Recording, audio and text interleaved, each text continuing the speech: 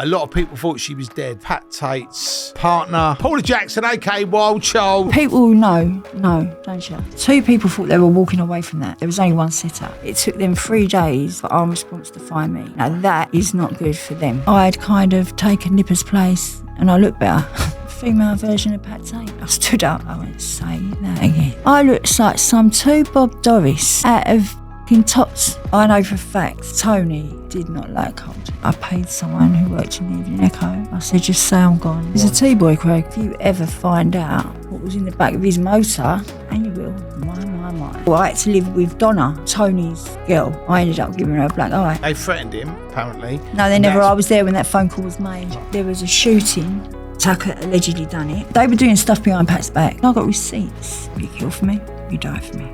Yes. He's wrong and shoot him. I didn't have second thoughts because it was for Pat. 1, 2.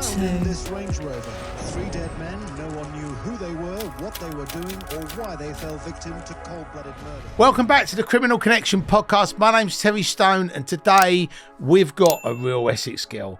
Her name is Paula Jackson, aka Wild Child. A lot of people thought she was dead, but she wasn't. She was just gathering her thoughts, and she was Pat Tate's partner, not just sexually, but also in business. She's got some amazing stories, and I'm so pleased to welcome Paula Jackson, aka Wild Child, to the Criminal Connection podcast. Woohoo! Very nervous. No, don't be nervous. Don't be nervous. I'm coming with truth, though. That's why. Do you know what, Paula? We kindly got connected. Must be about a year ago, and I know it's taken you a while to actually, get your head around obviously doing a podcast. And I know that this is a world exclusive, so I thank you for obviously choosing Criminal Connection podcast to share your story. Yes, and a story it is not. It's factual. A lot of our viewers and listeners may not know who Paula Jackson is, may not know who Wild Child is. So obviously, before we get to that part, I'd love to just hear a little bit about you, where you grew up, what it was like growing up. Okay, I was born in Rochford Hospital in Essex. My dad raised me. Bit too deep of a, but he was a martial arts expert. He was a banger race champion. Right. He started off satellite business, but he died when he was 36 on his bike because he was a biker. He instilled in me, I can walk into a room and you will hear doof, doof, doof, doof, doof, doof, doof, doof. Like his tenders. Yeah. Because the atmosphere just goes brum. Right. Yeah, because it changed me. Being raised by a man, other stuff going on, and then when he passed, I went to my real mum, then through prison before. First Holloway was at 15. Right. And I was the youngest there. And I walked in and my brother said to me, if you back down, doesn't matter how many beatings you get, if you back down, yeah, right. He said, so you stand your fucking ground. So I've walked into Holloway reception, pure yardage, fresh from yard, yeah. Right. They've not been out of the airport, like they're all looking at lumps. And I heard white girl, yeah? I knew what that meant. I went, listen, let me tell you something now, yeah? Fat girl, this is my job. This is I got right cocky because it was heart more than anything. Right. That set my stone because that woman that I got gobby to turned out to be one person that runs in it. Yeah, right. Her old man was a big time yardie, and she looked after me. So I went from baby P to lady P to Miss P. Why? All the P's? Auntie P. Gangster gran now. Right. Obviously, you were saying that when you grew up, you was raised with your dad, and obviously your mum wasn't around. Did you see your mum? Yeah. Oh, right, okay. But yeah. you was brought up with your dad. Yeah. And what was it like being brought up by, especially because he was doing martial arts and he was a bit of a geezer by the sounds of it? No, he's a very quiet, humble man. He used to be a bit of a boy, but then he took me. I don't want to go too deep on here because people would make assumptions, and assumption is the mother of all fuck-ups, as we know. Right. And me and my mother have rebuilt a beautiful relationship since being back. But if it wasn't for her, I wouldn't kind of be here now. I come back to protect her. Right. Not protect her, but that's another podcast, yeah. Right.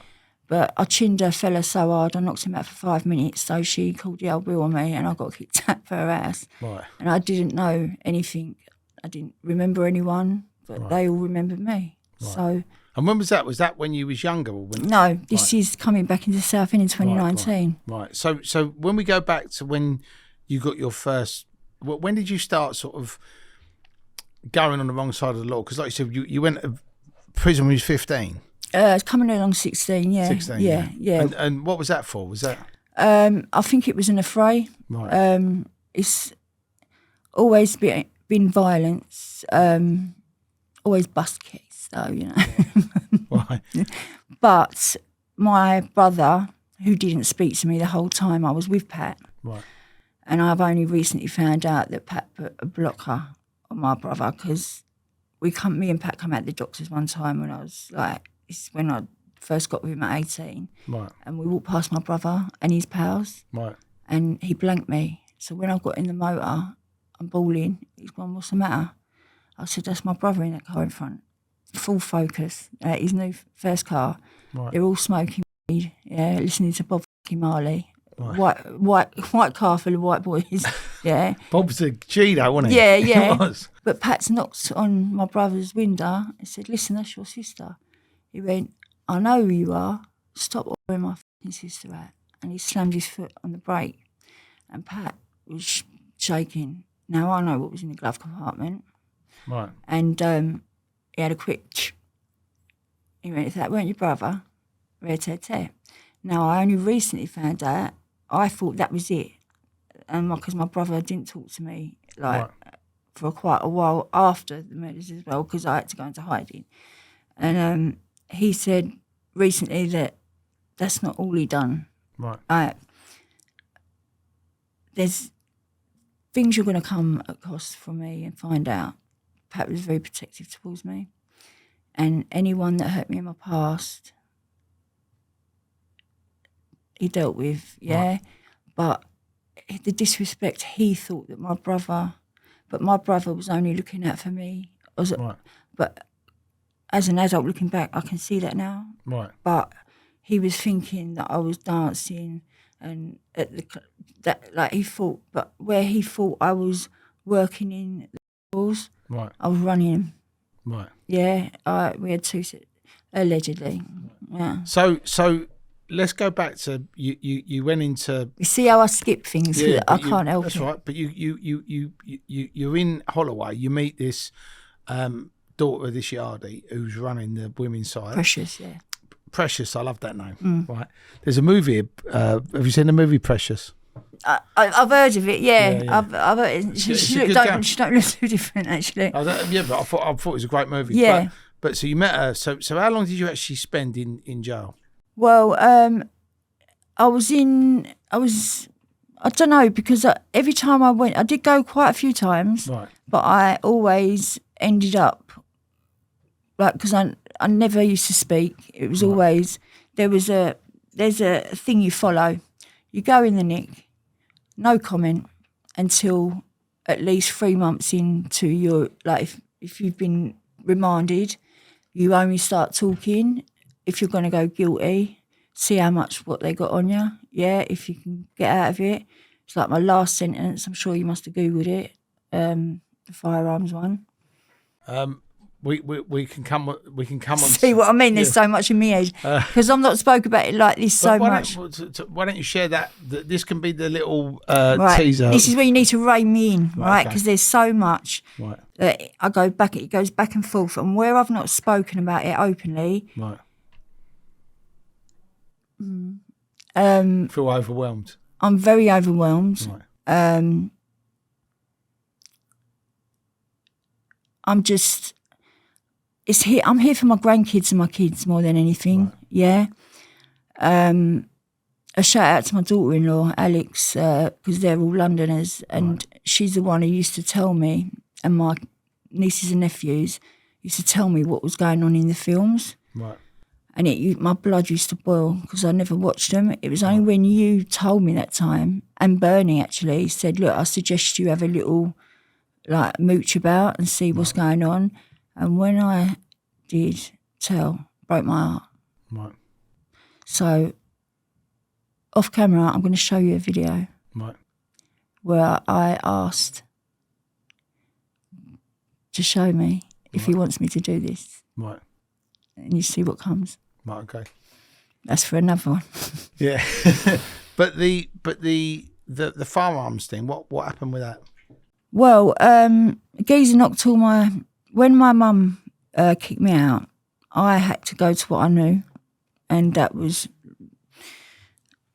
bottom of the hierarchy, drug dealing, basically, getting the runners, sorting them out. I said, say I'm your mum, and say my brother's your nephew, you won't get robbed, and his head got too big.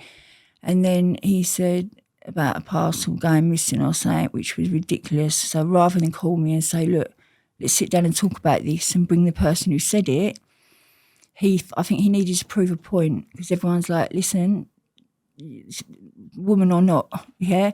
So there was a load of people, and I got a phone call. He said, right, I'm coming outside. Yeah, he said, come and meet me. And I could hear it in his voice. I thought, this boy's got a point to prove. Yeah?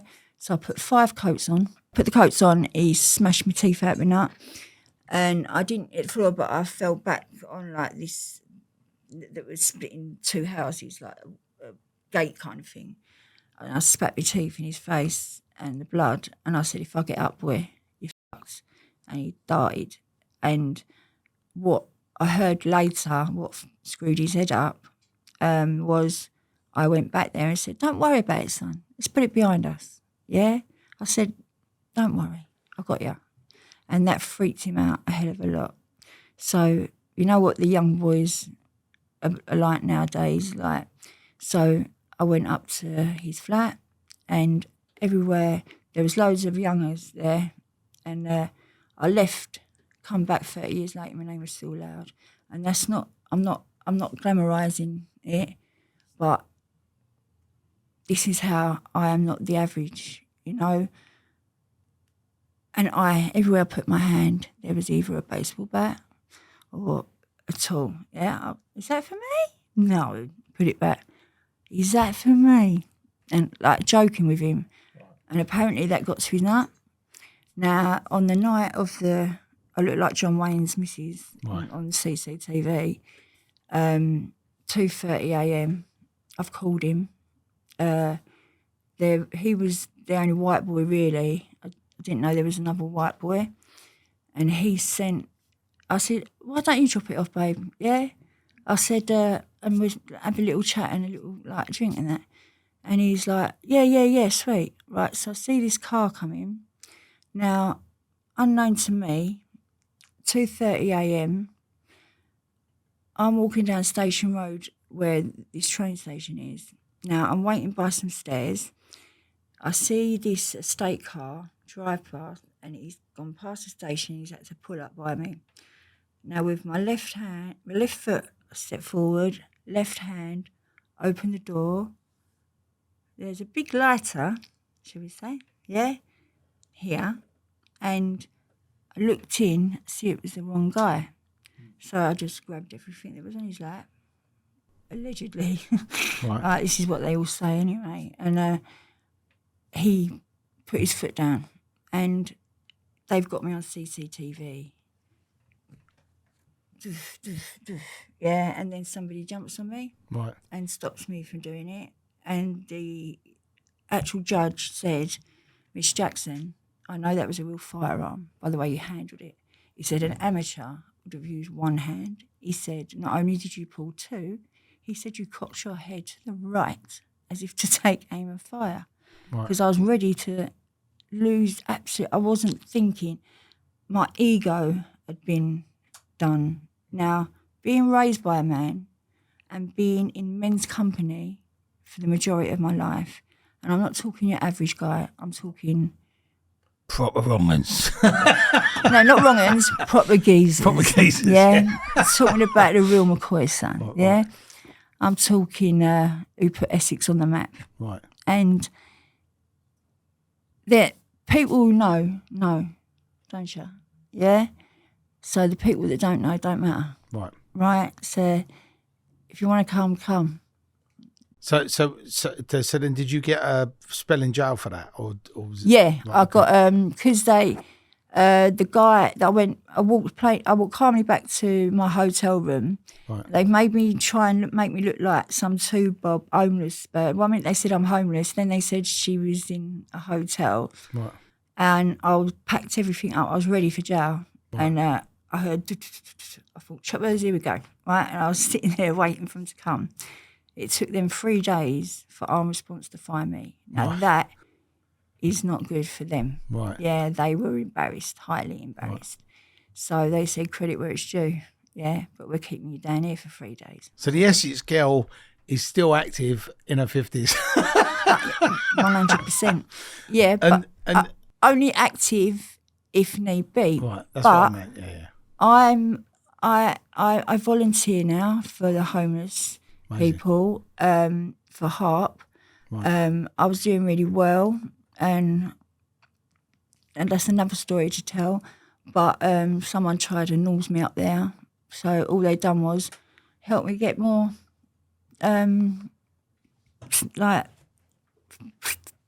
study more. Right. Yeah, so when I go back, I'll have a really good job. Yeah, right. So I've spun it, but I can also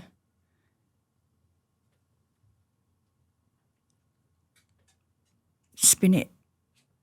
I'm like one of them. Remember them old school toys? Oh yeah. The you used to have to gigs, pump up and down. Yeah, I'm like one of them. But this is basically more spinning top. That's it. Spinning top. The metal ones. Everything's got to be metal, innit? Oh, right. But this is for my daughter-in-law, my kids, and my grandkids. Right. Who grew up. They all watched the films. Right. And I'm CARLTON in the first one. Made me look like a cheap little stripper. Yeah. Right. So in the first one, the bird with the getting sniffed off her tits. Right. Okay, that was you. No, it was not me, but it was meant to be me. Right, I didn't know that. Right. Okay. Because a lot of people may or may not know this. You may or may not know this, but when people write, and I've actually had this conversation with some people that have actually come out of the woodwork and said, "Oh, that wasn't right," and he didn't do this and she didn't do that. The writers have actually embellished and done a lot of this stuff, so they haven't actually got real.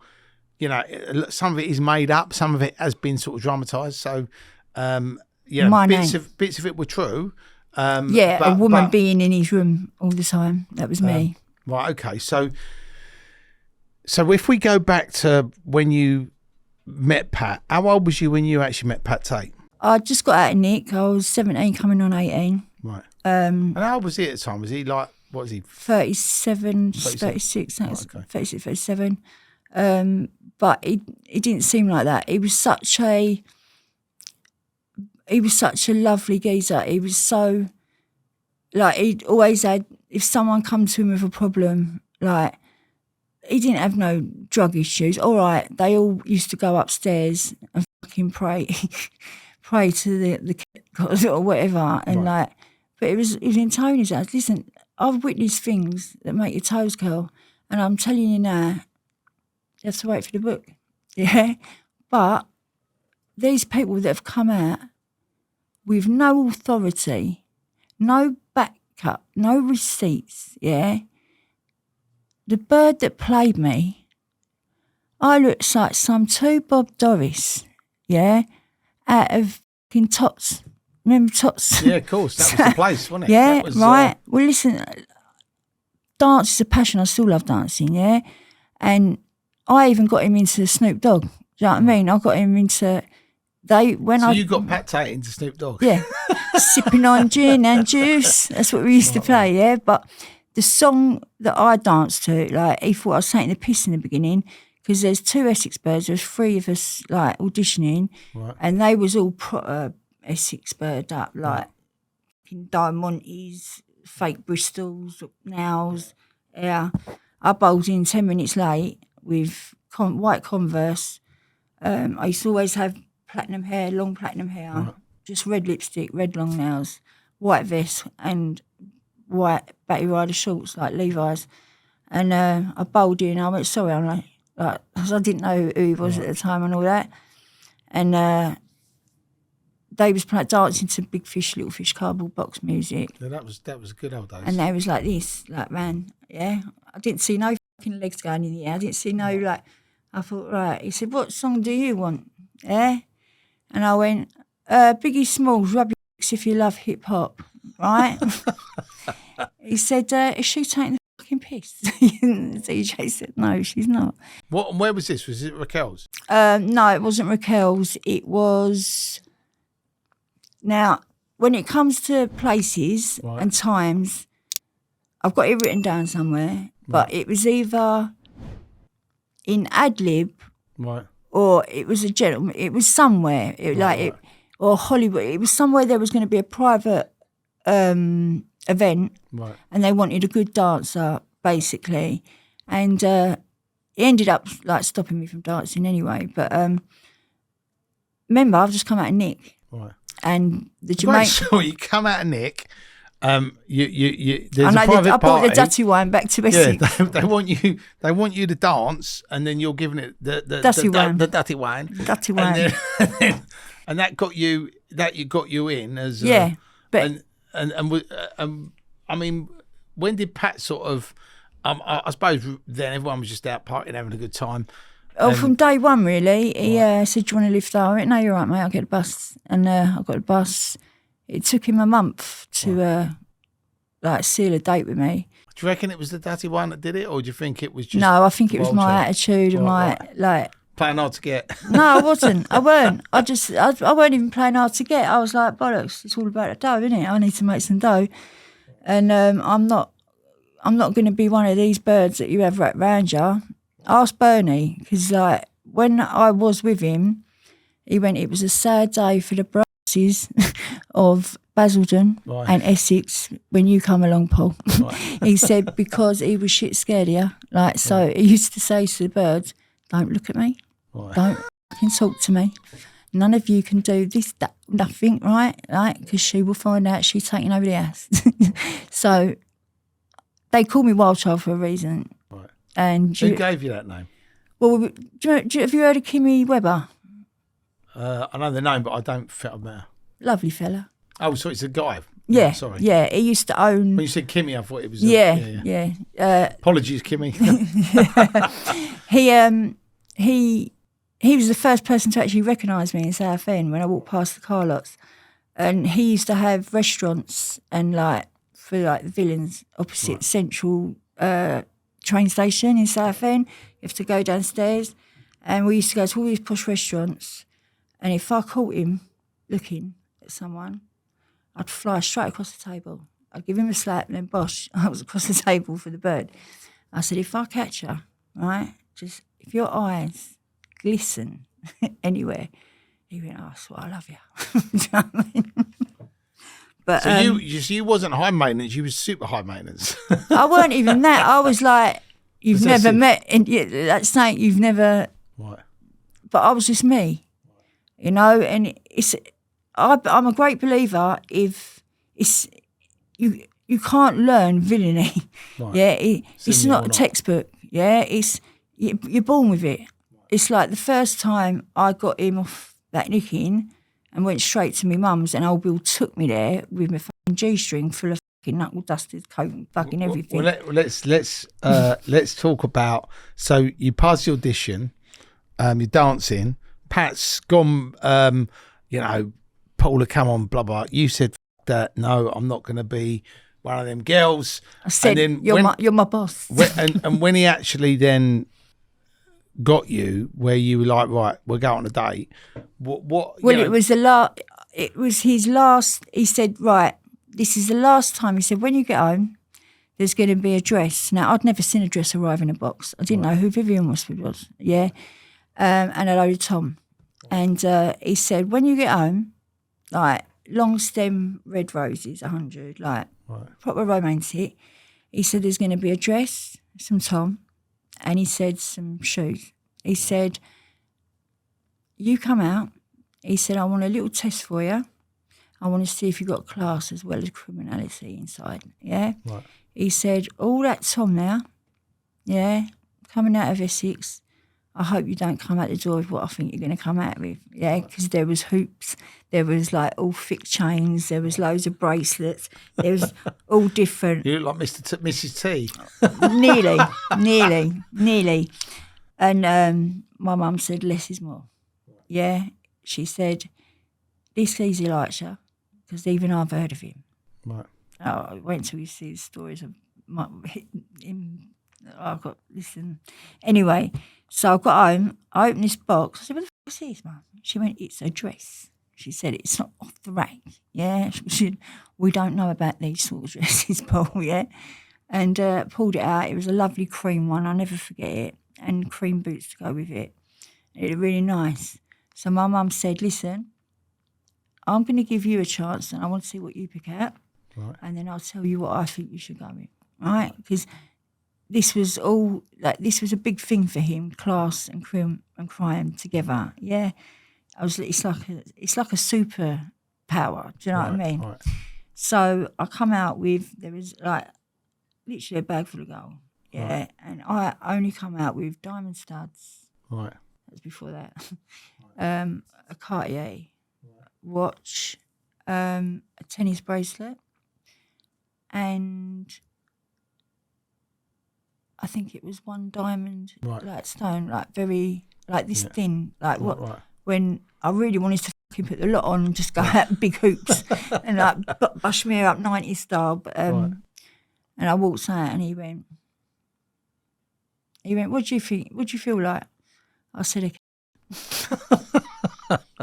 thought you were going to say $6 million. I said, "A very expensive one." But no, I didn't say that. But he used to like me talk, because devil's in the detail. Right. Yeah. If you want to know if someone knows about someone, you ask him about the little things. Right. Now, his middle name was... And what? Why can't you say it? Terence. Oh, Terence. Yeah. Right, sorry. No, Patrick Terence Tate. See, that's all right.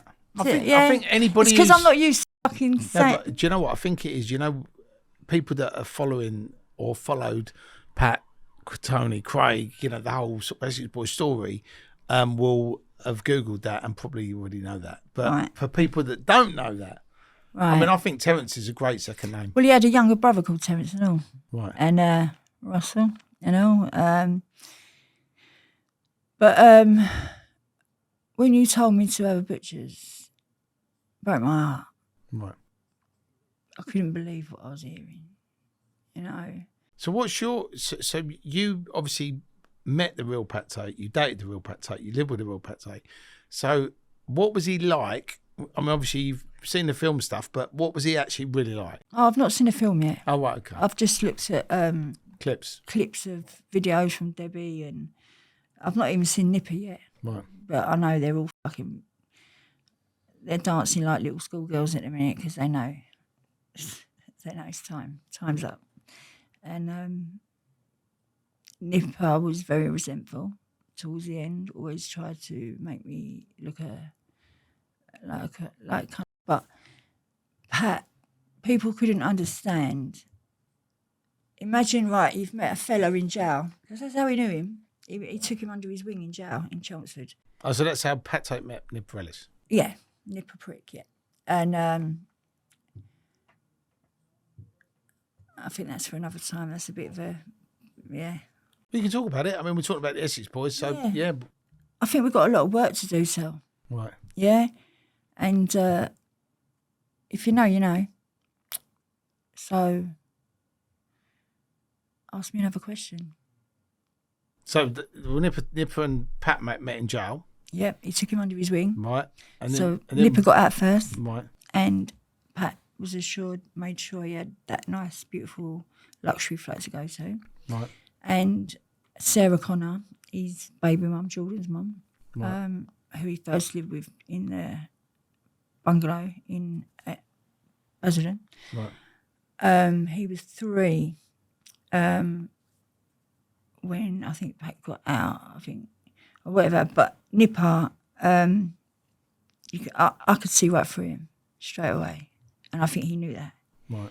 And I thought, you're here for one thing and one thing only. Yeah, you want to be a bully boy. He wants to be someone, because he got a lot of respect only down to being like one of Pat's boys. I suppose really where Pat and Tony and Craig were sort of running around, people knew they were. Craig was to Tony what Nipper was to Pat. Right. Craig was a gopher. Right. 100%. And if you ever find out, and you will, what was in the back of his motor that old Bill saw the night before, my. That's a book in itself. Right. Wrong-uns. Scumbags, a lot of them. Not all of you. The majority, yeah?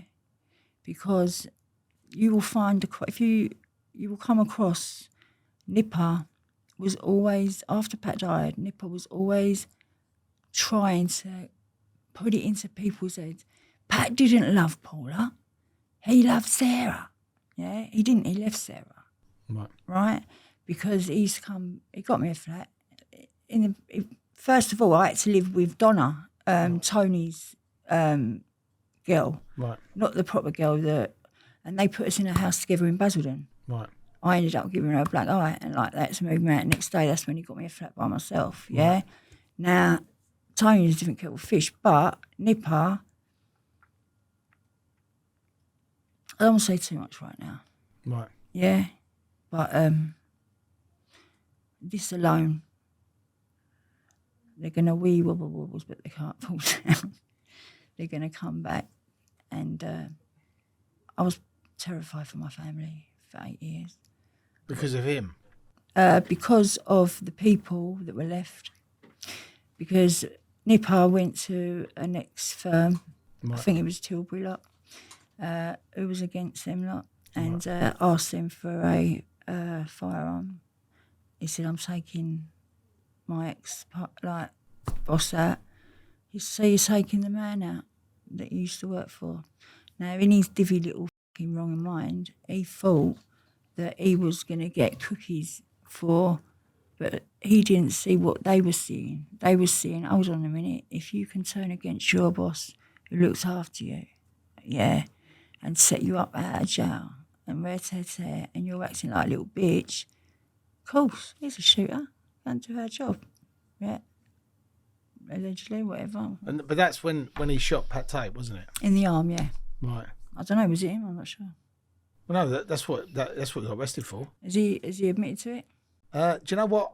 I'm pretty sure he did. My understanding was he's written a book called Essex Boys, Last Man Standing. Oh, is he really? Yeah. And I'm pretty sure in that book he talks about the travellers' checks. He talks about falling out of Pat, and apparently. Bernie, get your ass down here now. We need a book. They threatened him, apparently. No, they never. I was there when that phone call was made. Right, okay. So what actually happened? Because the side I've heard is that they threatened to kill him over the travellers' checks, and then he turned up with a gun and shot Pat through the window. No, but he definitely shot Pat through the window. Yeah, he did. So let's talk about the actual what happened. I was there every night at that hospital. Yeah, so what actually happened? Right, what happened was Pat was in the actual toilet. Right. Yeah, that's what, because he was such a big. He put his arm up, and that's what stopped it. And it was a 2-bob ancient revolver right. that they'd mugged him off with. Right. And he was coming through a toilet. He was coming through a toilet window, right, shaking like a pretty kid, like he don't know how to use a gun. And Pat was like actually giggling it. Do you know what I mean? But why did he do that? That was all because of getting thrown out of the firm, the resentment towards me. So was that to do with the travellers' checks, or was it saying? So the travellers' checks, it was to do with you, right? Okay. Yeah, that's why I felt very guilty in the end, because I thought if I'd never met him, then but he knows why he done it. Right. He knows I was there when that phone call was made, and he said, Pat said to him, "You've disrespected her the last time." He said, basically threw him at the firm. Right. Yeah, there was no threats of sisters, and this is what I'm saying. It's all new to me, so it's hard for me to. But it's good to hear what happened Yeah. from your perspective, because then people can listen to it and go, right, okay. Factual. Yeah, but that's what I mean. So it's always good to hear both sides of the story, Yeah, you know? but he ain't got no story. That's all he has got is a story. Right. And like they're all trying to make dough, yeah, but they ain't got the brains to do it. Do you know why? Because they've got no business sense. Yeah, they were just all either doormen or lived off their names or lived off people they were wrapped round. Yeah, I made a name. I was the female version of Pat Tate. You know what, Nigel? Nigel, it ends, it rhymes with pen. Right. Yeah, Pat got very jealous when he looked at me ass because he used to be an aft that he used to do the decks. I was DJing one of Yeah. I don't want to get too disrespectful, so I won't say. So with regards to Nipper, because he'd had a row with you.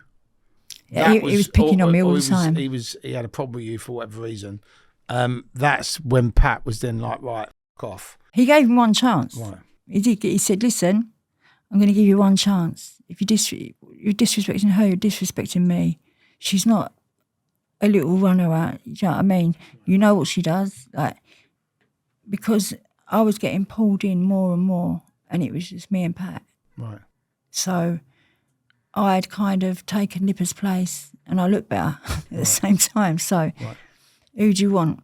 A fucking 5'9" blonde who's a little salt, who's got who's got the brain capacity of like a villain, or do you want Nipper, the prick? Wrongin'. Because he actually come out and recently and said that his dad dead. His dead dad killed How convenient. the Essex Boys. How convenient. Yeah. I'd love him to say that in front of me. Please bring him on. But I actually asked him to come on because I just thought, you know, Yeah, I'd it's love to see a bit him. of a mad thing to say, but you know, I mean, look, there's still a lot of speculation over, you know, the real Essex Boys, what happened, and for you, I mean, you know, like you said, that was the catalyst for when he then decided to shoot Pat. Right, and like you said, he didn't do a very good job. He shot him in the arm. But what actually happened after that? Right, well, after that, he went into hiding somewhere, and I was in the hospital. First of all, he went to Billericay Burns unit. Right. I'll never forget, first of all, we went into the hospital, and they tried to put him on a ward. He went, "You're having a fucking laugh." So we got him into a private room, and I had to stay there every night because I had to sleep with him all the time. And my Uncle Gary, like, he ended up working for him. He turned my Jehovah's Witness uncle into a villain overnight. Yeah. And he said to... He converted him, basically. Yeah, basically. He knocked on his door. Yeah. And said, "Do you want to come and join the crime family?" Gary Blythe. Hello, Uncle Gary. He still works down the gym and that, but he loved Jim, loved Pat. My whole family have got a lot of respect because... we used to go to my nana's every Sunday for Sunday lunch, and he'd bung her a wanna every Sunday. The first day she met him, she went, "You'll not be using my parlour as a mule, you do know that." Right. But he was, my family, all my family loved him, apart from my brother. And he looked after me. And no matter what anyone's got to say, I'm not on here to hurt anybody's feelings or anybody who thought, because this is not the conclusion. We're not coming to a conclusion today. This is just the beginning of what I'm talking to you about, because I have so much facts from source. My younger cousin even used to write about me when I was younger, before anything. And I can even get a solicitor on here. My old solicitor, Simon Samuels, when because I hadn't been to prison for 16 years until I come down here because I kept off the radar. Right. And when I was in court, he said, "Oh, do you mind if this lady shadows?" And he made a comment about Pat. He went, "You don't mind if I tell her that it was you that's wild child?" I went, "No, whatever." And he went, "Yeah, he fucked your life up, didn't he, darling?" I went, "Say that again." I stood up. I went, "Say that again." Yeah. I said, "That man, I've had loves in my life, yeah. My last boyfriend, so I feel like a bit of a black widow. My last boyfriend, it's all documented, it's all Google, you Google it all. Aziz Al Kaharan, I introduced him to a Jamaican Jack, a bit of a higher up, not street level. He mutilated him, chopped his body up into 2 laundry bags, threw it in the river, didn't sink, pulled it back out, threw it in his own flat, set his own flat on fire, and got double life. I got a phone call saying, because he was Muslim, my boys are taking you to the other side of the river, which was Vauxhall, because I was in Edgware Road. He said, "They're going to look after you." Yeah, because there was a manhunt for him. It took him 7 days to find him. You can. It's all down.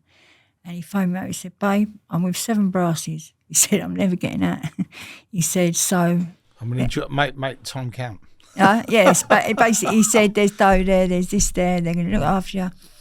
But they, didn't realise that, like the top uppers, like SAS. Them boys up there who deal with proper villains, they're not your average copper. Like they look like doormen. Right. Yeah, so I remember I got arrested and they thought I was going to talk, so I let them think that because I wanted some McDonald's and a packet of fags before I went in. And this is when you could... So he pulled you a cheap day, a packet of fags and a McDonald's. This is old Bill. This is old Bill. What's your go-to McDonald's meal? I don't do it no, I'm vegetarian. Oh, right, but when you... It was a Big Mac. Big Mac fries and a vanilla milkshake and 20 Benson Energies. I smoked as many fags as I could. I was in a boiler suit. I was in Belgravia. They let everybody else out because they thought I was going to talk. Right. Yeah. And I've smoked as many fags as I can. So I'm down this McDonald's because I knew they'd take the lot off me in a minute. Right. I've gone in there and it's going to be a no comment interview. They look wounded. Right. I went, "Can I keep my fags?" So there's many stuff that people who think they know me, right, they think they know all the stories about me. But remember, I left here for a very long time, and north, south, east, west London, all up and down. Right. Yeah. So you've had two of your previous relationships. Pat Tate got murdered, and what is his name? Azim. No, that was the last one. Aziz Al Kaharan. Aziz, sorry. So Aziz is the last one. Did the murdering, and now he's. We'll talk about the other two another time. But he's doing double life. And then the other two, what was the other two? One was. Well, you have to go into the details. The thing is, I can't go into too many details because of people that are watching. But the guy that I was with before Pat used to batter the granny out of me. Right. And let's just say.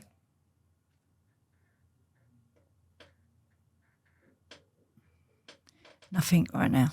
Right. I can't. Okay. Yeah. But was he in jail or did he get killed? No, he was found. Right. Okay.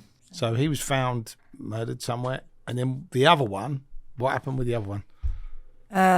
He shot someone and got life. Wow. So you've had 4, and they're your 4 serious relationships. When I love hard. Have you given up on men? Yeah. Now? Okay. I've given up. I don't. All I've got is my dog down there. She's all I need. Right, I've got HRT. I'm waiting for my HRT. So you got HRT and a dog and you're sweet. I ain't got HRT. I'm waiting for it at the minute. Okay. And with going back obviously to the Essex Boys conversation, when sort of Pat brought you in and you were sort of around all the time, did everyone just sort of go, "Okay, great, come in," or was there any? No. In the very beginning, Tony he took quite a bit of a liking to me. Right. And I think Tony thought I was going to be one of them girls that walks in the clubs with both of them. Right. Yeah. And I pulled Pat aside and I said, listen, I can't get in that bath with that fucking fella. Right. I said, listen, it's you. Right. He went, I'm so glad you said that. Right. And then Tony was not amused by that Right. at all. But I've done a bit of digging on that fucker. And if Pat knew half the stuff what I've found out before he went into business with him, Right. he wouldn't have done it. Right. Because that's another story. You got to give us a couple of the stories, Paula. You know.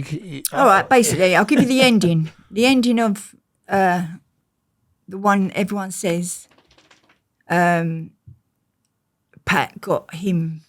If it wasn't for Pat, he wouldn't have said. Listen, Tony was a cold-ass motherfucker. Right. Yeah? Now, it was Pat who was the reasonable one. Come for me. I beg you to. Yeah? And Tony, I found out since that the only reason he really got together with Pat, he needed protection and backup because... The Criminal Connection podcast knows that trust, loyalty and experience matter. That's why we're proud to be sponsored by Zeal Permanent Placements, Zeal PP, a recruitment firm built on honesty, hard work and over 50 years of combined recruitment experience. Their ultra competitive pricing, along with unrivaled communication and support, ensures a complete end-to-end service that truly sets them apart in the industry. And Zeal PP are throwing in an exclusive offer for all the Criminal Connection listeners and viewers. If you make your first payment with Zeal, you'll get the second one absolutely free. Plus, your first candidate will receive a £250 welcome gift from Zeal PP. So what are you waiting for? Get in touch with Zeal PP today and just click on that link below in the description and get involved. There was a shooting and Tucker allegedly done it. Right. So the comeback was he was getting chased down by some fellas and they got him into the field. They've tied him to a boxing bag, fucked him up. They've opened the boot of his motor and he's ex-bird. Let's just say she weren't posing for fucking Playboy. Yeah? In the back of his motor. Pat never knew all these little bits about him. Because when I first heard the word onsne, anke uye ulte isn't pray akbe angse. I don't know what that means. Can you talk prison back then? No. Oh yeah, anke. Yeah, I can. Yeah. Right. So if you can out there, you're the real ones. Right. So basically, I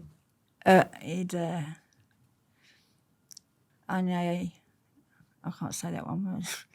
Basically, found in the boot, mate. I didn't realise what a naughty, nasty piece of work until Pat was in Bullingdon. Right. And he made me sit in the back of a Porsche 911, Craig in the front, and Pat's asked to see me. And they made me sit in the back. Yeah, you know what it's like in the back of Oh a yeah, 911. you like that? Yeah. All the way to Bullingdon. And I got there and Pat went, right, darling, you know I love you. And I know you love me. He said, you haven't lost no security. He said, but the shopping is stopping. He said, I want to see if you can survive without me. Because Tony was going in and winding him up, telling him all these little stories. I went to Tony's house because all I knew was drugs at that point, yeah? And I was on downers and a lot of other stuff. And I'll never forget Tony's address. It was number 1 Diamond Close, Chafford 100 Grays. And I thought it was a beautiful address. And I was upstairs. This is when Pat was in Bullingdon, and Pat told Tony, look after her, I could take her back to yours, where Tony had a different different fucking mind game. Like, but listen, I've got sociopathic tendencies. Pardon? I've got sociopathic tendencies, so I can read a room, put it that way, Right. and I can play the dumb blonde, I can play the dizzy blonde. But a doctor in Holloway said to me once, not only are you streetwise, he said you're intellectual. Right. He said, and that makes for a very dangerous lady. I went, what, me? Little old me. But yeah, so I didn't want, like Bernie said to me, like, make sure you write some things down. I said, no. I said, what I'm coming with don't need to be written down because it's fucking, it's homegrown. Right. Yeah. It's, what's that word? And you, I don't know. authentic. No, it's authentic, but there's organic. Organic. Yeah. And and that thing where Tony had the this problem with his people, and then Pat had obviously Pat was in jail. That was, but that how long were they actually sort of together? Not that long. Right. Okay. Because a lot of people sort of said that obviously Tony was doing the doors and he was doing all this stuff, and then Craig sort of would come along, and then later He's on, a T-boy, Craig. and then later on, obviously, Pat come into the picture. But the actual period of time that they were together, what was it? A year? Was it 6 months? Year and a half, tops. I was like, weren't actually, because obviously when people always put them together as the three. Do No, you know what I mean? I remember he'd done a year in jail. Right. And he's done that year for me, Right. allegedly. Because I know that nurse never found it. Right. Because I know where I put it. Right. Yeah, you remember them custom-made coats back in the day, Right. the leather trench coats? It was hanging to the left of him. Right. So, because the reason there was, he's done the bird for it now anyway, so the reason there was a shooter there in the first place is because there was no, when you've got, your life has been, someone's tried to kill you, you're meant to have police protection. Right. Like if anyone comes near, yeah, like no one was near. We was on our own. It was me and Pat half the time. Do you know what I mean? I was even checking his coffees. I was checking everything, yeah. Right. And they made it look like, and I know Carlton had a lot to do with it because Carlton didn't really like me, yeah. Right. Resentful again. Do you think because you was the only girl really that was somebody taken notice of? Yeah, but like I said, there was a lot of girls on the outskirts, but the actual somebody who was sitting around the table with the boys.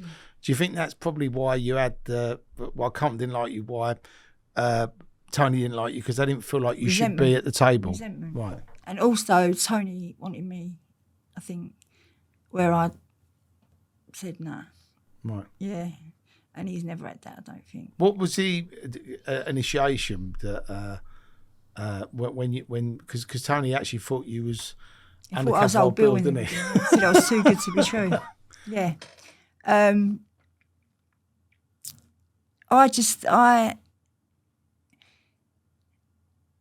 going to have to go back because my memory is rather up when it comes to dates and places and things. But I know for a fact Tony did not like Carlton. Right. So when I heard Carlton the other day saying, I offered him a rehab. How about bollocks, son? When Carlton sat on here with you. Right. And he said about Pat needing a rehab. Right. And he was going to set it up for him. No one needs to set all up for Pat. He'd be setting things up for them. Yeah? Now, Pat was a very smart man. And I was a smart girl. And I think they didn't like the fact that us two alone could have kind of Bonnie and Clyde style, you know? Right. And ask Bernie. I'm sure Bernie's been there. I said, you remember me? You saw me out of the car. Right. Or used to put me in the car when I was, do you know what I mean? Put me in the office before Pat turned up. Drink some orange juice quick, liven up. But I feel a lot better. So I think the more I talk, the more I do. Mm. So Tony thought you was, an undercover police. He said, she's too good to be true, Pat. Right. She's old Bill. She's got to be. Right. So that test, I didn't know about replicas back then because it was at the very beginning. And being surrounded in a barn, and there's a geezer at the other end, bloodied up, with a canvas bag with an upside-down smiley face, with his arms like that, saying, he's wrong and shoot him. You know what I mean? I didn't have second thoughts because it was for Pat. So that was really your sort of test. So Yeah, that's the main one. Tony was a bit like... I had many tests. Right, but that was that the first one? That was the first one. Right, okay. And Tony gave you the gun? Yeah. And but I didn't move my feet. That's what he said. He said, it's not what you've done, it's how you've done it. Because I'd gone from... My feet were facing where the geezer was. There's 6 guys to the right of me, about 8-ish to the left on Pat's side. I've got my arms around him and my head was leaning because he was a big old fucker. And I was 5'9" and he was still big. And he went, babe, will you kill for me? I said it again. Will you kill for me? Will you die for me? I said, yes. He said, Tony's got something for you. I went, sweet. I didn't move my feet. I've just gone, bosh. Bosh, took it, 1, 2, like that. I don't think I put my head, that was the last one I told you about, but I didn't know much about, this is my process of learning about the firearms. 10 minutes later, the geezer jumped up. He said, but Tony picked me up, and he said, and he spun me around, he went, that's it, that's my girl. So it's not what you done, Paul, it's how you done it. So you then had a fan in Tony Tucker. She's all right, that bird. Yeah, she's all right. She's proper. And then for you, thinking you'd actually killed someone, how did that make you feel? I didn't feel nothing. Right. Because it was for the love, my love. And then when the guy got up, was you like, you fucker? I went, you prick. I thought I killed you, you mug. Have you got ID on you? And then when you was obviously with Pat, I mean, there must be some funny stories. You must. Many funny stories. I used to talk to him in an Irish accent. We used to pull up. We used to go around. I was always in the motor with him, and we'd turn up. I'll say, "Listen, I'm going to be Irish today." He'd go, "All right, sweet." I say, "Patrick, what the hell are you doing now there in the car? Come on, darling, let's get in the car." And I say, like, Mr. and Mrs. Jones. I said, and we just used to play games. You know what I mean? It was like fun in a very serious situation. Right. But I think there was other things going on in his other personal life. Hence Sarah. I think she's called something else now. Right.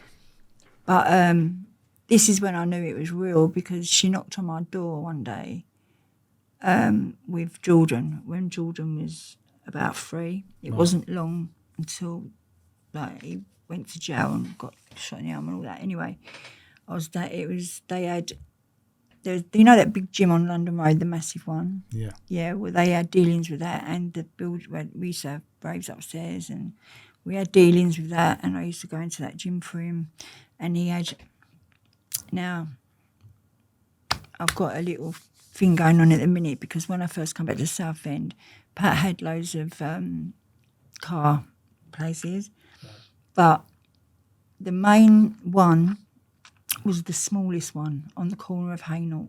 Right. It was one of the smallest car lots you'd ever seen in your life. But when I come back to Southend, when I'm walking along, this is when I bumped into Kimmy Webber, and I heard Wild Child. I thought, oh my God, there's someone in there who knows, yeah? Right. And I walked past, he went, is that you, Wild Child? I went, who are you? He went, it's me, Kimmy.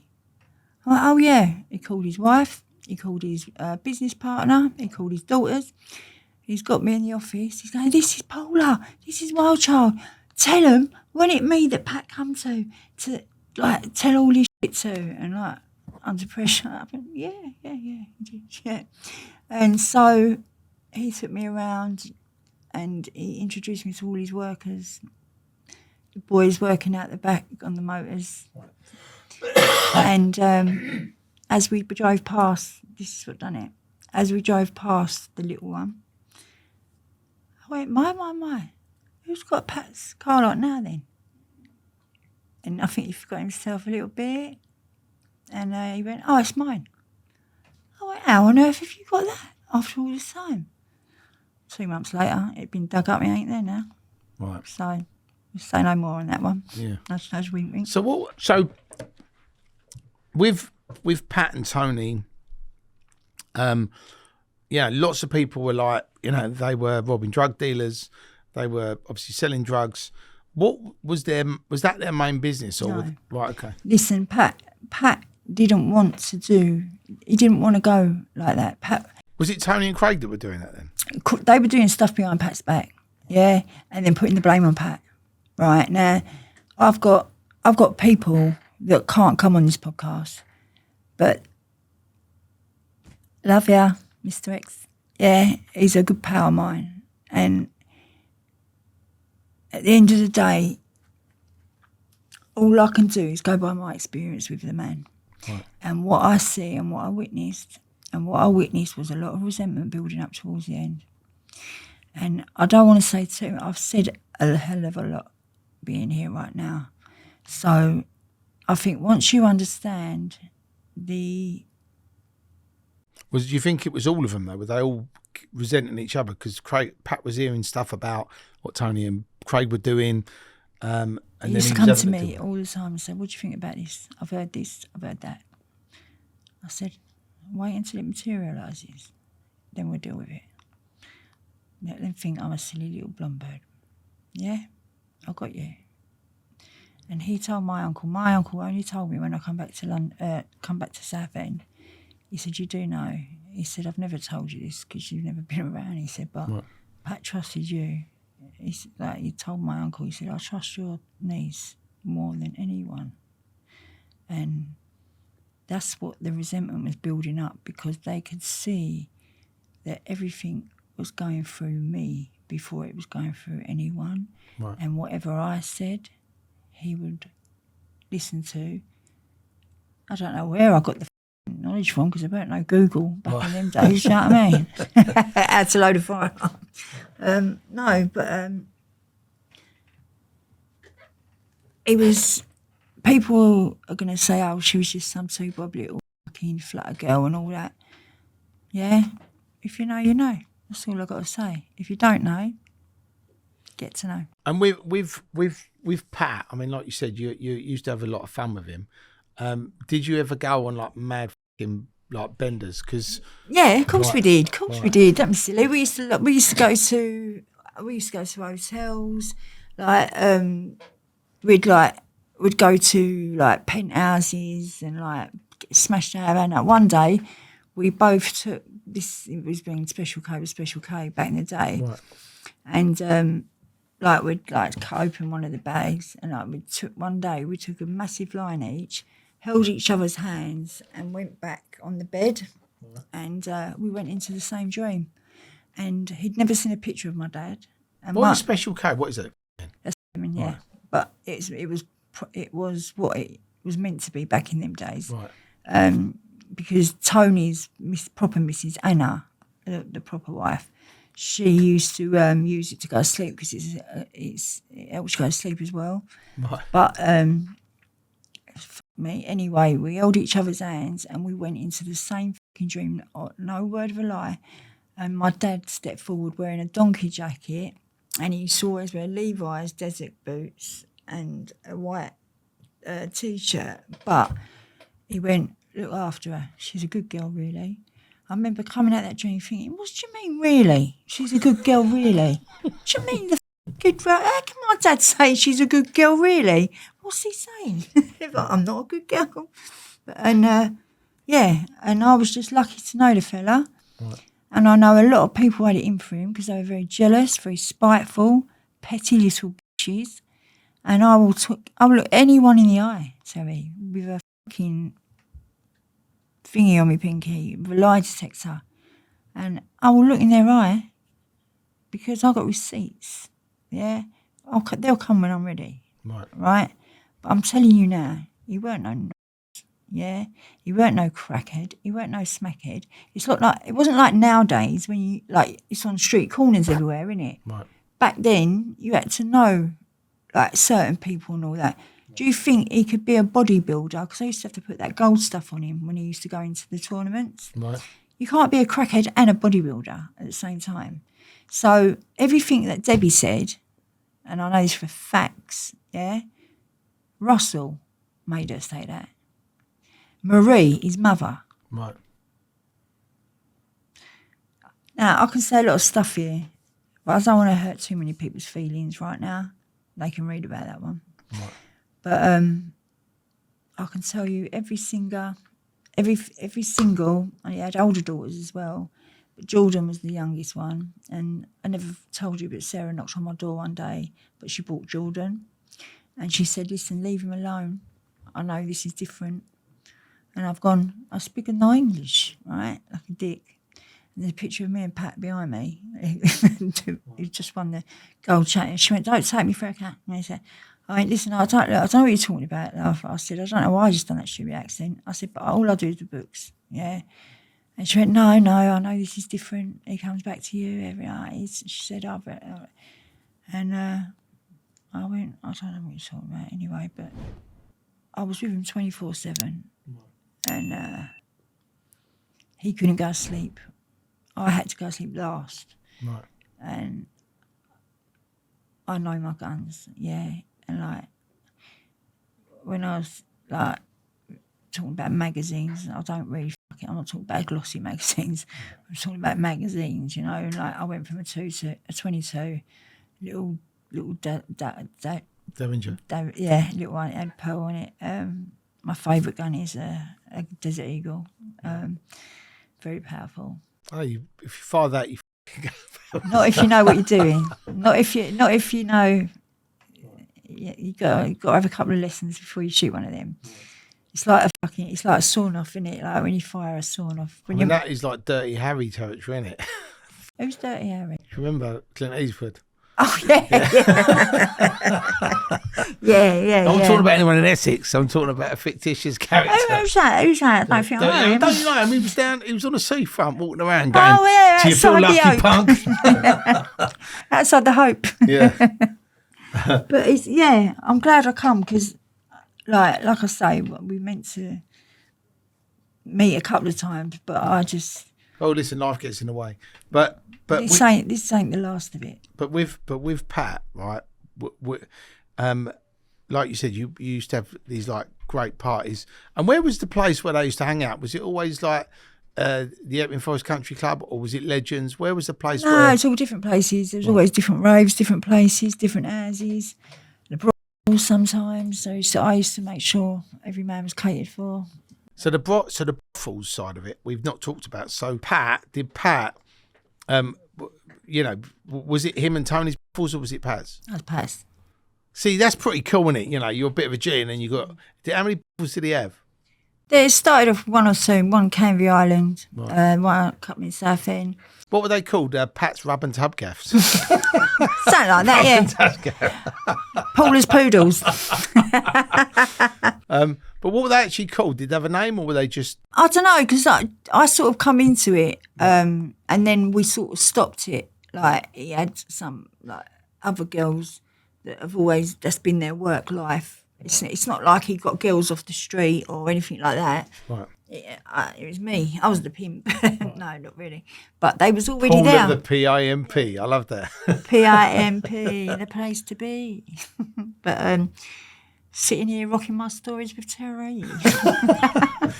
And I mean, did he use them for business? Like, so he would like, if he done some business deals, he took the boys. Yeah, down? he had his fingers in many pies. Right. Many pies. So he had brasses. He had drugs. What other stuff did he? Say do? it was me and him towards like I've come in. I mean, it sounds like a proper like criminal cartel rather than it just being a few fellas. It wasn't. This is what I'm saying. It wasn't just a few fellas. Right. I mean, like Pat branched out. Right. Yeah, and I think that's where a lot of resentment started to come. Now I will tell you this. He had car lots as well, didn't he? So he had car lots all the way up London Road. Drugs, guns. Yeah. Me. Security. Yeah, I'm security as well. But yeah, he had his fingers in many pies. And so I think the trouble that Tony got into, And if nobody knows about this, then you didn't know Terry that well. But the trouble we got into was when Pat was in prison. Right. So he needed a staunch partner in business to have backup, because Pat was he was like me. It was loyalty. Lots of people said that Tony Tucker was a good businessman, right? And he was an entrepreneur and all this stuff, and he ran the doors. And then when he got Craig wrapped around him, and he got on the drugs, that's when it all started to go. Was that true or not? There was always like that. It had nothing to do with anyone coming along. That was Tony. You know what I mean? Right. Because lots of people said that in the beginning he was like bodybuilding. He was all. I don't know too much about Tony in the beginning because you met him sort of. I knew him through Pat. Got you it. know, and we used to go to dinner. I knew both his girlfriends. Like, I mean, how did you feel as well, Paula? Because obviously, Pat was with Sarah and had the kids. And he was with you. But no, it weren't that simple. Right. It wasn't that simple. There was a lot going on. Right. And I don't really want to say too much because I don't want to hurt anyone's feelings, like kids or anything like that. But because I don't know 100%, all I know is from Pat's side, and that was Pat didn't love me. And like, I was with him 24/7. Every time he went home, he was like, I can't take it. He was always back within an hour, right. But he got me a place in Basildon with Donna, Tony. So How did you? Did you? I mean, obviously, he's going to tell you that you're his girl and he's only got eyes for you and all the rest of it. But was you quite cool with? No, I didn't believe that. 1 second. No, I didn't want to hear it. The minute he tried to say it, I said, shut up. I don't want to hear that. Right. Yeah. I'm here, yeah, like, let's roll. I don't want to hear that bollocks, yeah? Like, it's feelings, we don't want to be doing none of that right now, yeah? Right. Let's make some dough, yeah? Then we talk about feelings. Yeah? It's simple. Right. And I think you got a good chance with me, Pat. When he blew his mind, he was like, you're right and all, you know what I mean? Like, there's not many women that would be like you, Paula. No. A lot of women would be like, I don't care that you've got someone else. I don't care you've got kids. I'm quite happy to be here. But then not really mean it. Do you know what I mean? It wasn't that I didn't care about his kid. It's that I knew the pain that he was in over certain things. Right. So it's not like he was just doing it to be a arsehole. I knew there was no kind of love there, no more. She knows. Yeah, and at the end of the day, she brought good Jordan along, but I know for a fact he loved that boy, and like he worked for that boy. That boy was going to be, and I just want the truth to come out. And the truth was that Pat said to me, he said he tried when he first come out, but I think whatever went down, something went down, and I was handy to have, and I understood him, and I'm a very good listener, and he opened up to me, and I don't think he'd ever opened up to anyone, and I knew everything about him within a couple of months, and I sort of steered him the right way, and he had me, like, it was unbelievable. It was like, I never thought I'd really love him in the beginning, but it was like, the age didn't matter. Back in them days, it was different, an 18-year-old with an older villain. That was the path of the course. Right. But together, I mean, I hear people saying the piss now, saying Pat on Pip, and it makes me tight. It does make me laugh because I know he'd laugh at that and all, but you live by the knife, you die by the knife, and I was lucky enough to get out of it. Yeah, and I was in it for a very long time, and I come back and I still pop out now and again just to make sure everything's cool. And when you was, when Pat come out of jail, what was that like? Because obviously not seen him for a year. I mean, you see him in jail and stuff, but when he actually come out, did it all sort of just go back to how it was? No, nothing like it. Because Tony was in the mix, mixing things up. And I told you that he told him that I'd been on drugs, and I did get on some drugs and that, and I didn't know how to face anything else. But I knew. So him going away, that sort of obviously upset you. And then I had no one. Do you know what I mean? So I just ended up taking drugs. And what was you taking? Was it downers? Right. I did touch a bit of the naughties and that. I tried a bit of everything, Right. and it like proceeded from there. But I've always, from the age of 14, from when my dad died, I've always been on diazepam, Right. like because I was in Runwell, a lock-up ward when I was 14 as well. So I've got a lot of PTSD. I've got a lot of mental health issues, but saying that at the same time, that's what kept me alive, Right. you know, because I've been on the streets of the West End, and that's a rough place, the West End. Yeah. Like West End girl, eat your heart out. Do you know what I mean? Right. Pet Shop Boys, but. And have you found that, like, you know, if you fast forward through all of the trauma and all of the It's still there. crazy experiences, do you find actually talking about it's actually helped to get it? This is my first Therapy session with Dr. Yeah, Terry. yeah. Basically, yeah. You are. You are. You're my first, like, I've got a lot of help around me, Right. helping with recovery and stuff like that. And I said, because this is a safe place to talk about shooters and things, like, I've been there before, and I've said, yeah, I got shot in my leg, and I was the geezer out. It was only a 2-2, don't worry. But the average person, to them, that's like, but to me, I minimise it, and I don't realise, but no, sitting here with you, this is helping me Right. at the same time. So I want to get it all out.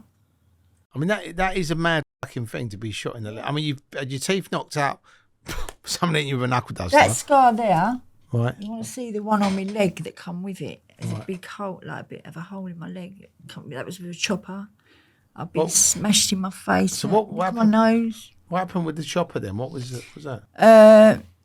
I was running away. Everyone's tried to get parcels off of me. They never won. They never got the parcels. So I said, like, Oh, so it was like when you was working for the Yardies mainly. Right. Okay. Yeah. So when you were selling drugs, someone just decided one day they was going to have it. Yeah, because they knew I was working for the Yard, and they thought a little white girl. Just only in the beginning, a little white girl.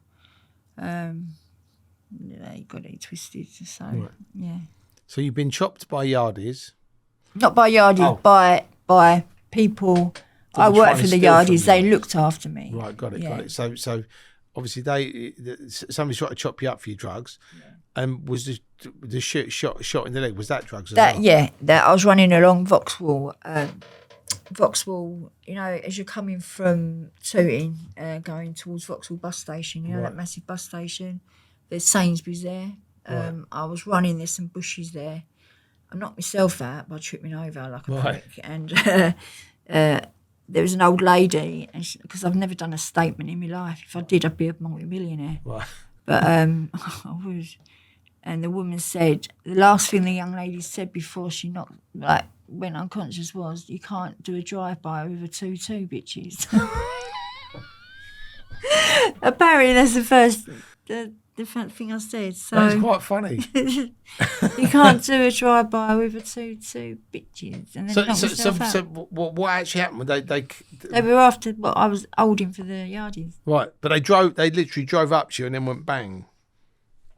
And got me in my leg. I've got the exit hole and the entrance hole there. Right, fucking hell. Yeah. So you've been shot, chopped. I've got about 52 stab wounds in my head. Wow. Yeah, I've been in comas left, right, and centre. I mean, I don't know how you're still here, Paula, to be honest. I mean, it's somebody's obviously looking out for you. 100%. It's probably because I want you to come on this podcast and have a chat to Uncle This Terry. This is what I'm saying. Like, and I've done it. Like, where I'm surrounded by turquoise orbs, because I can call spirit on demand, and I'll show you the videos. And turquoise orbs are the most rarest sphere you can ever come across. Right. But it means truth and peace. Right. So once you let the truth out, do you feel like if you sit as you're sitting there now recollecting some of your stories, do you sort of look back and think, I wish I hadn't have done that, or are you glad that you went through it? I'm glad I went through it. Right. It is what it is it? I know that's a dangerous statement. It is what it is. But that is life right now in the day and age we live in. And I need to get out before I'm half a century next year. Yeah, so. Oh, so you're 49 at the minute? Yeah. I apologise, I thought you were 50 because I said to you, being 50 earlier. So yeah, did you? I didn't hear it. If I'd heard it, I'd sure. But yeah, no, because some people go through going into jail and crime, and then they come out the other end and they go, I wish I hadn't have gone down that road. Yeah. But you think going down that road's made you the person you are? I mean, I get many... Well, it's good that you can be comfortable with it, do you know what I mean? Because some people aren't. It's my life. I can't change it, It's called me... I've had a lot of heartache, a lot of grief. It's like... At one point, I felt like the Black Widow. I was like, anyway... Everyone I get with either kills someone or goes to jail or gets killed. Come here, Betty. She's all right. She don't know me. It's right. And that year when you going back to Pat quickly, when you said he come out and everything had changed, and you said everything had changed, what was the main sort of changes? Was it just that were they sort of like arguing amongst themselves, or because obviously we haven't talked about Mickey Steele or Jack Wombs, and were they? I don't really know them. Right. I think I'll come across them, but I don't. I might have said hello in there, right? But I don't. Because someone's I know a few things what Pat told me, right? But I think there were certain times he didn't want me seen, if you know what I mean. Right. So, but I know it was. I couldn't believe it. The timing of the podcast with you and him. It was when Mickey got out, wasn't it? Because because obviously, I've heard he's a decent guy. He's a lovely guy. I've never met him, but what is out there is that, and again, this may be untrue, right? But Jack Wombs was Mickey's mate. Mickey obviously was doing a bit of puff. I think he did something with Pat and Tony. Yeah. There's a bit of an argument, and it was no good. And then I think Pat then obviously lost it with Mickey and said he was going to kill him, whatever. And then, Mickey was like, I'll get you another thing. And then obviously, And that alone, I know Pat would have said, all right, sweet. If you can sort it out, sort it out. You've got one chance only. Yeah. That's not him to say, no, not having it. Like, he would rather do business calmly and collectly. Yeah, so... So what did he say to you about that? Did he talk about it? He just said, like, because when he got out, we didn't get back together, but we was more like kind of soulmates. Like, he always come to me when he needed to talk or needed like info. So I know certain things he told me, and when I hear that other people were meant to be going along on this fucking drive. Well, there's an ongoing joke, It's if bollocks. there'd have been a convoy of cars, because everyone says, I should have been there. Yeah, exactly. It would have been like a funeral, with they all fucking driving up together. But no, it was bollocks. But I spoke to him, I think it was that night or the night before, and I know he'd had a little turn in, there was a party the night before, and I think he wanted me to go, but for some reason, we didn't want everyone to know. We didn't even want Tony to know that I was, but like he was talking to me, because I think we had a little plan that we'll talk about that one anyway that was coming up. But there's only one set up that night, and it's a shame. But it's like, when I hear, because I never watched the films, and I truly never watched the film or read a book. It's only when you and Bernie told me to have a little dive and just realise what's being said. It made my blood boil, because I'm sure Bernie told you that he would have seen me a lot You know, like that famous picture of Bernie in the middle of, I fucking ironed his jeans that night. I didn't believe I had jeans. I'm the one who ironed them that night. But there's so much that's unsaid, and I don't want to say anything too much here, because you know what internet's like. They can take one little clip of you, say it, and it'll get taken out of context, and then there'll be a video of this, video of that. I'm shitting myself. I'm not sitting here being big and. You're just talking about your experiences, yeah. Exactly, and we've just rubbed the surface. We're not nowhere near the cherry on the cake at the minute. But with the there was an argument with Mickey Steele and Pat about this stuff, and then there was a lot. I think there's a bit more to do. It wasn't just drugs. Right. Can you talk about that or not? Not right now. Right. Okay. It's about, but we will. Right. And what you know, leading up to the murders, did you think, was there anything off? Did you sort of? Yeah, definitely 100. He knew it. Yeah, 100. Like I said, no one was really aware of because I weren't with him. Right. But because he trusted me, he trusted my uncle, he knew my family was legit. He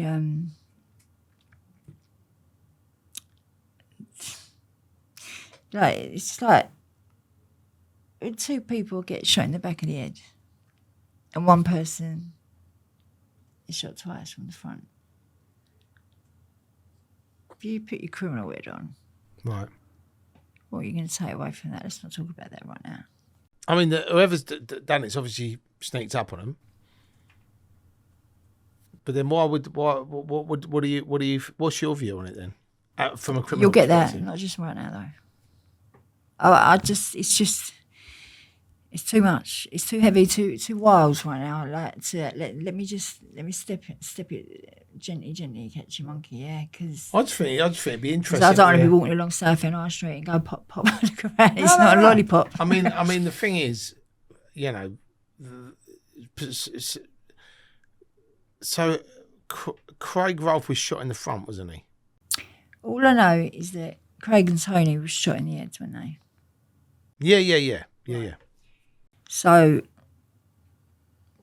okay, all right, this is my theory. Well, that's what I'm saying. I'm going to give you, all right, let's put it in theory-wise, okay? Like, allegedly theory, yeah? Let's say that. I'm just going to use that. Okay. I'm going to say my theory, even though it's not. I'm going to say it's my theory. Okay. Two people thought they were walking away from that. Right. There was only one setup. Because when Pat got shot in his belly, they stood over him and let him know why he was shooting him. Right. Playing God.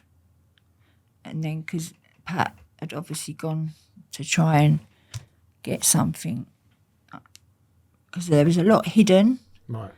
Not everything that you read is true, you know, but I have even been asked by Southend Old Bill, CID across the road, yeah. They approached me about 1.5 years ago and asked me to finger point the old bill that were in Pat's pockets. Right. Back in the 90s. I said, a grass is a grass is a grass is a grass. Right.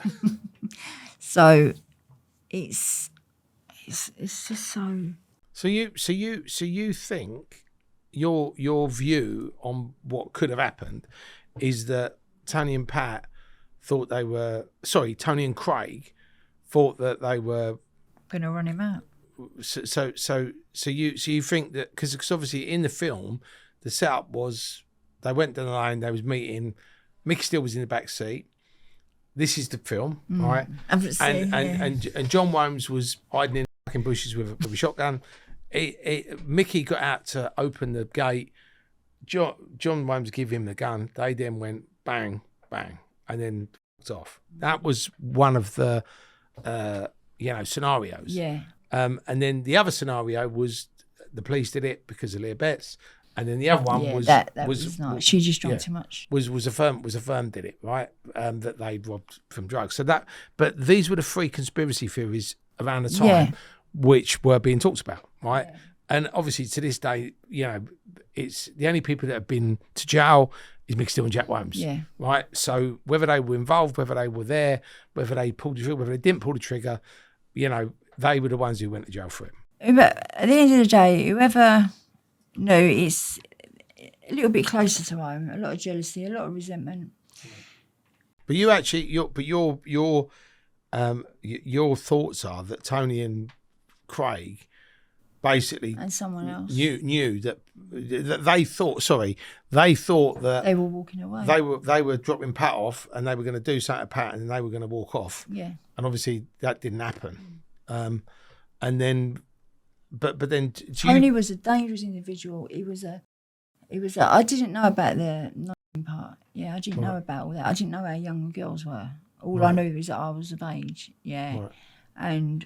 Because a lot of people said that was one of his girlfriends 15. No, that's bollocks. That's bollocks. That's probably me, because I was one of the youngest ones. Right. And I was one of the first ones when he came out of Nick. Right. So, but I wasn't the first one. But I know, obviously, he had fools like, you know, man's a man. You do what you do. You know what I mean? But all I know is I got a lot of hate from the girls because it all stopped for them. They didn't get their little treats and their little fucking their free coke and their free dresses and all that anymore, because don't even look at me, Paula's here. Right. Do you know what I mean? Yeah, eyes it's a bit like that. we should go for lunch, love. And do you think that, you know, the right people were in jail, or you're not sure? Because lots of people say... I don't think... Lots of people say that they're innocent. They say they're innocent. Other people have said, you know, they're guilty. So I just think they might be guilty by association, maybe. But I don't think they... I theorise they didn't pull the triggers. I've always thought that, personally. And I know nothing about it. I've never met them. I wasn't there. I don't know anybody in the police, you know, but I just always thought, you know, if to actually do that, it was you got to know what you're doing. Yeah, I mean, it wasn't like, you know, just. And it's not an ordinary fella you're jumping up on. Do you know what I mean? But that's what I mean. So you're not going to just wander down the road with a shotgun and take 3 people out. Do you know what I mean? Exactly. So I definitely thought whoever did it was a professional. And I also thought that, you know, I mean, there's loads of, you know, conspiracy theories, but I always thought that, you know, the biggest conspiracy of it, I'll say it in a minute, the biggest conspiracy of all could have been that these guys, you know, are all fighting for the power. They've decided Pat's going to go, you know, for whatever reason, and then Jack or maybe not Jack, but maybe Mickey, obviously he's had that problem with him because of the drugs, and then he somehow got pulled into it, and then it's all sort of basically come together with, you know, unfortunately them all dying. But, you know, some people would say it's good because it got rid of people that were doing bad things, and other people would have said, you know, they got families and they should have been put in jail for what they did. But then, you know, did they really? I mean, you know, they didn't do more than the next man, really. But that's what I mean. You know, they weren't. It weren't like they were going around murdering people in the street and they were flooding. Pat definitely wasn't. No, but that's what I mean. When you look at it, they were criminals, but they were also business people. Yeah, and they were probably businessmen. They were businessmen. Like, that's what Pat would rather. He said, "I'm not a villain. I'm a businessman." Yeah. And I learned so lot off that man. And I know people, like, I've had to sit in rooms before when people say, "Oh, well, I know this, I know him, I knew him." I've had to sit on my hands and keep my mouth shut, you know. Right. And like I said, then the book that comes out is going to be the fall and the rise of the real soldier. Rise of the wild soldier. Wild child soldier. The wild soldier. But do you know what's also interesting as well? There was a guy, and this is a random occurrence. Like, a friend of mine invited me out to lunch, right? And he goes, "Oh, come to my house. We're going to go for lunch." And I thought he was having lunch from his house, but he had a helicopter at the bottom of his garden, And we went up As in you this. do. It was mad, right? Went up in this helicopter, and there was another guy with him. And we flew to this like restaurant. I think it was in Maiden or something. We've landed in this restaurant. We're having this nice lunch by the river, and then we're chatting away. And I said, and the guy sat with him said, "Oh, you made the Rise of the Foot Soldier, didn't you?" And I said, "Yeah, that was a film that we put together, blah blah." And he went, "I was the murder squad detective that actually investigated the murders." And he said, Small world, isn't it? but he said the mad thing was, and I think he was writing a book, and I think he was after I know you mean, yeah. let's maybe try and do something together. Nothing ever happened with him, but but what was really interesting was he said that when they did the DNA and they did all their sort of forensics, there was no forensics, so. Which means that the people that did it knew what they were doing, or that somebody had cleaned it up that knew what they were doing. So it was there's a lot more to this than just some random shooting in a field in Essex or up a lane in Essex. But that's also what's probably made 30 books, 20 films. Exactly. And you know what? People say, oh, they're making too much of it. Bollocks. This is money. This is money. So if money can be made for families to put food on the table, then I say go ahead.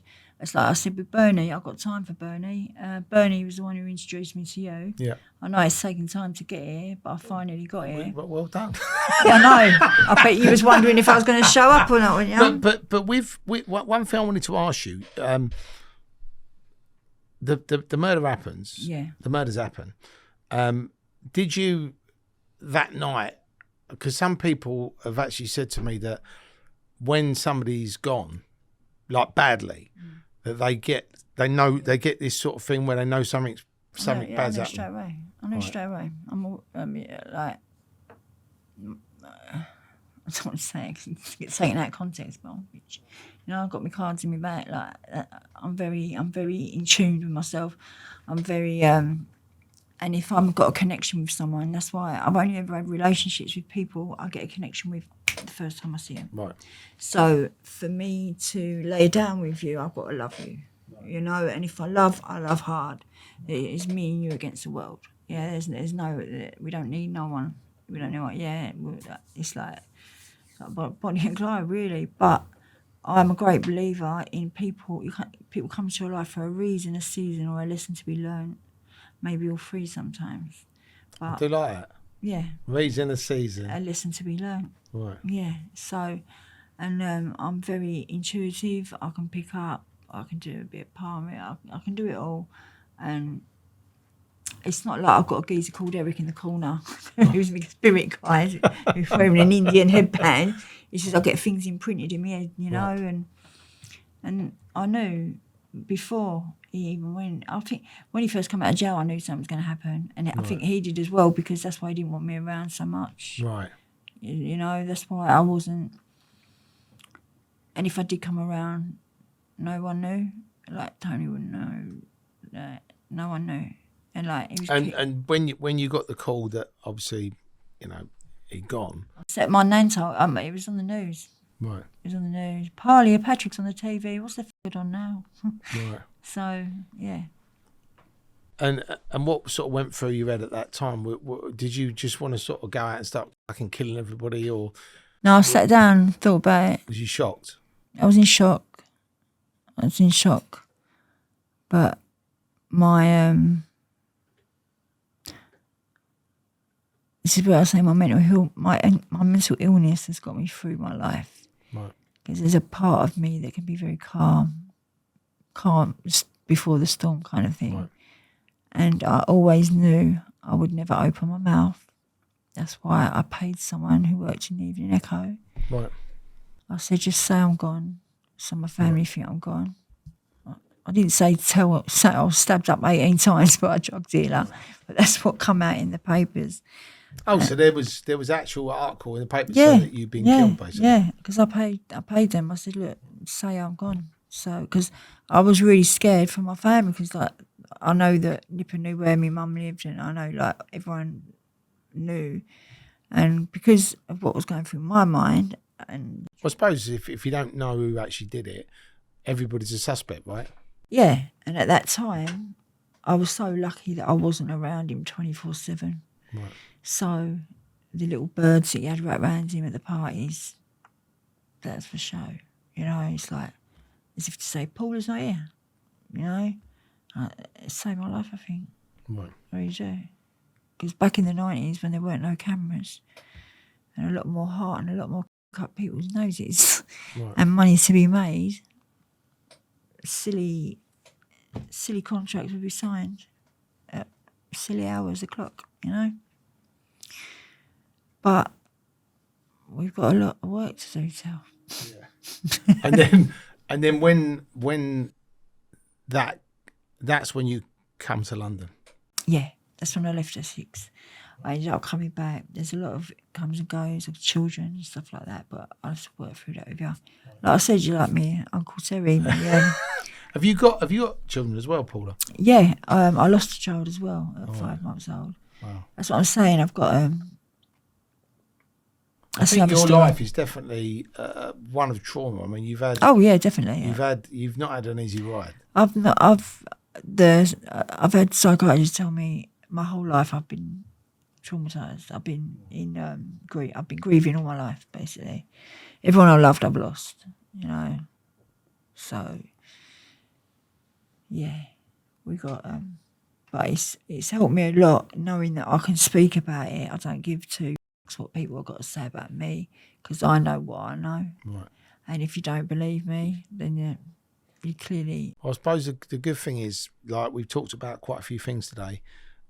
We can obviously put up the newspaper articles. You can obviously send us pictures.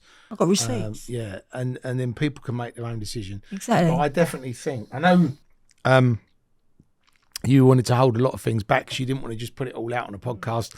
And obviously, you know, you're working on a book, which will be epic. So, you know, I think, you know, the book will be an exciting project. And I also think you coming back to go into a bit deeper on the things that you didn't want to discuss. And some other bits, and we can obviously focus on different things. Yeah. And I think... Because my life will that'll turn your own toes as well. Well, you got 3 decades of madness, so we can't fit that all into a podcast. 3.5. Thank you so much for tuning in to the Criminal Connection podcast. We bring you exclusive guests with crazy stories, and Paula probably is right up there with 3 decades of madness. I'm sure she's going to be back when her book is ready. But thank you all for tuning in. Now, lots of you will be watching this, but you haven't subscribed yet. Why? We need you to subscribe so we can grow our channel and get legends like Paula on the show. So thanks for tuning in, and I will see you all on the other side.